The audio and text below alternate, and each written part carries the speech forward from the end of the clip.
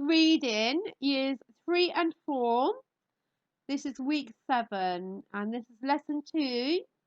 Good morning, everybody. Today's lesson focus, we will be learning to use a range of conjunctions to join clauses.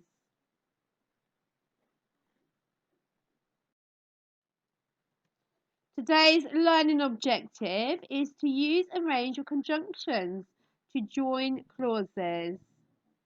And your success criteria, I can discuss how sentences could be linked together by conjunctions. I can also decide which conjunctions could be used to separate sentences. And I can even improve a text by adding conjunctions.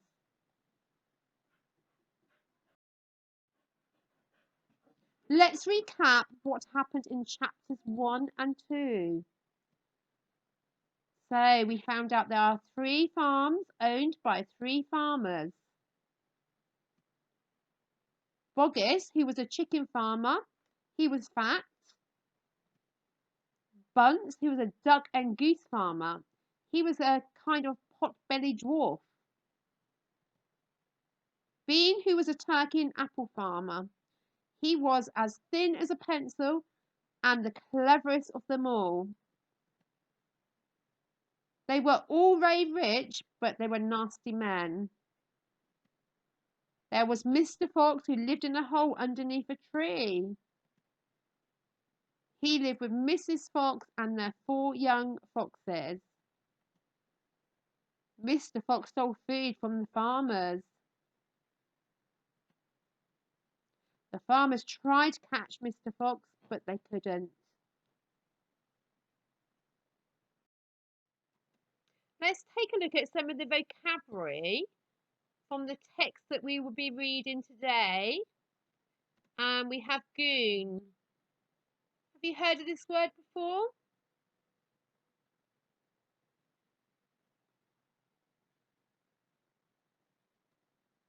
A goon is a fool, someone considered silly, stupid, or a criminal who is paid to hurt people. And here is a sentence example. The goon was babbling on to the man ahead of him about his latest conquest. Our next word, reek. What does reek mean? Do you know?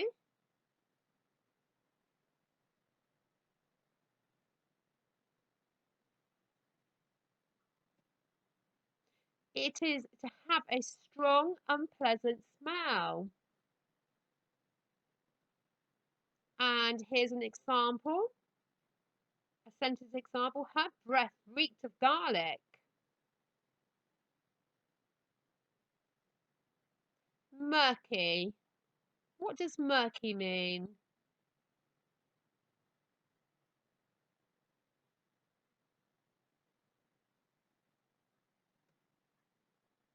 Murky is dark and dirty or difficult to see through. And a sentence example. She gazed into the murky depths of the water.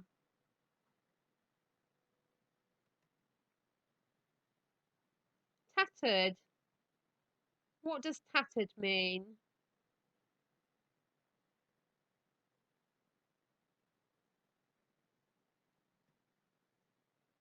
Tattered means something is in bad condition. And a sentence example. She was dressed in a tattered coat.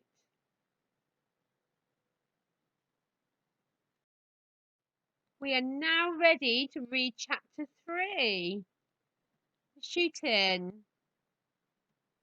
Well, my darling, said Mr. Fox, what shall it be tonight? I think we'll have duck tonight, said Mrs. Fox. Bring us 2 fat ducks, if you please. 1 for you and me, and 1 for the children. Ducks it shall be, said Mr. Fox. Bunce is best. Now do be careful, said Mrs. Fox. My darling, said Mr. Fox, I can smell those goons a mile away. I can even smell one from the other. Boggis gives off a filthy stink of rotten chicken skins. Bunce reeks of goose livers, and as for Bean, the fumes of apple cider hang around him like poisonous gases. Yes, but just don't get careless, said Mrs. Fox. You'll know they'll be waiting for you, all three of them. Don't you worry about me, said Mr. Fox. I'll see you later. But Mr. Fox would not have been quite so cocky had he known exactly where the three farmers were waiting at that moment.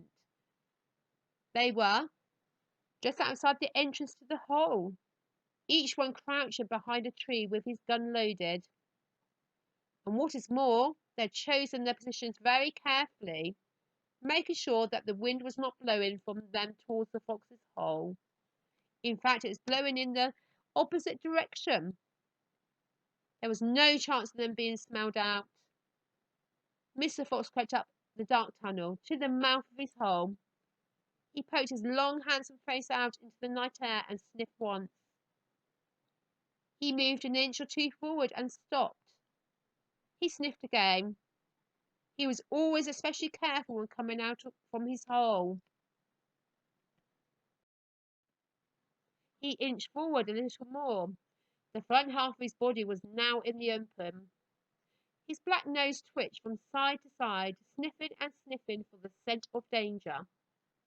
He found none, and he was just about to go trotting forward into the wood when he heard, or thought he heard, a tiny noise, a soft rustling sound, as though someone had moved a foot ever so gently through a patch of dry leaves. Mr. Fox flattened his body against the ground and lay very still. His ears pricked. He waited a long time, but he heard nothing more. Must have been a field mouse, he told himself, or some other small animal. He crept a little further out of the hole, then further still. He was almost right out in the open now. He took a last careful look around. The wood was murky and very still. Somewhere in the sky the moon was shining. Just then his sharp night eyes caught a glint of something bright behind a tree not far away. It was a small silver speck of moonlight shining on a polished surface.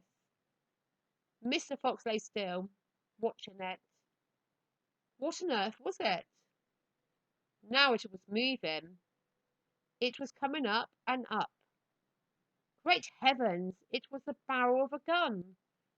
Quick as a whip, Mr. Fox jumped back into his hole, and at that same instant the entire wood seemed to explode around him. Bang, bang, bang, bang, bang, bang. The smoke from the three guns floated upward in the night air. Boggis and Bunce and Bean came out from behind their trees and walked towards the hole. Did we get him? Said Bean. One of them shone a flashlight on the hole, and there on the ground, in the circle of light, half in, half out of the hole, lay the poor, tattered, blood-stained remains of a fox's tail. Bean picked it up. We've got the tail, but we missed the fox, he said, tossing the thing away. Dang and blast, said Boggis. We shot too late. We should have let the fly the moment he poked his head out. He won't be poking it out again in a hurry, Bunce said. Bean pulled a flask from his pocket and took a swig of cider. Then he said it'd take 3 days at least before he gets hungry enough to come out again. I'm not sitting around here waiting for that. Let's dig him out. Ah, said Boggis, now you're talking sense. We can dig him out in a couple of hours. We know he's there. I reckon there's a whole family of them down that hole, Bunce said. Then we'll have the lot, said Bean. Get the shovels. This is a summary of chapter 3. I'd like you to read it.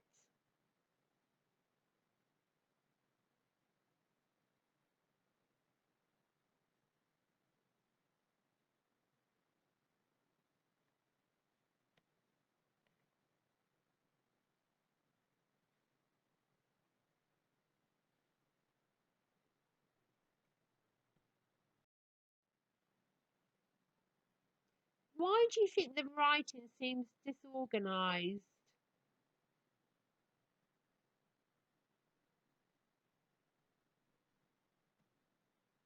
The sentences could be linked together by conjunctions. The summary contains lots of sentences.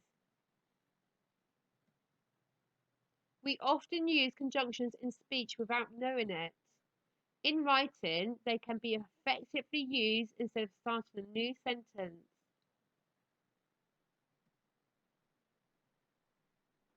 Which conjunctions could we use to join the two separated sentences in the text? Can you think of any? Here's some examples of commonly used conjunctions. Because, then, and. There are many more conjunctions. These are a few examples.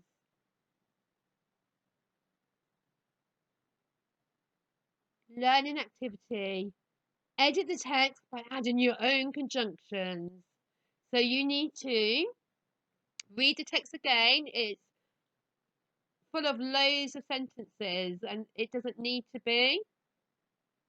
So you see where you can add a conjunction.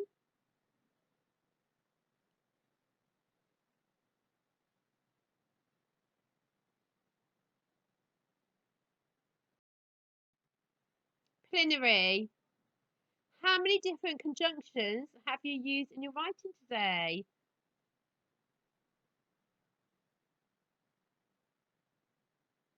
Maybe you could read it again and you could add another conjunction somewhere.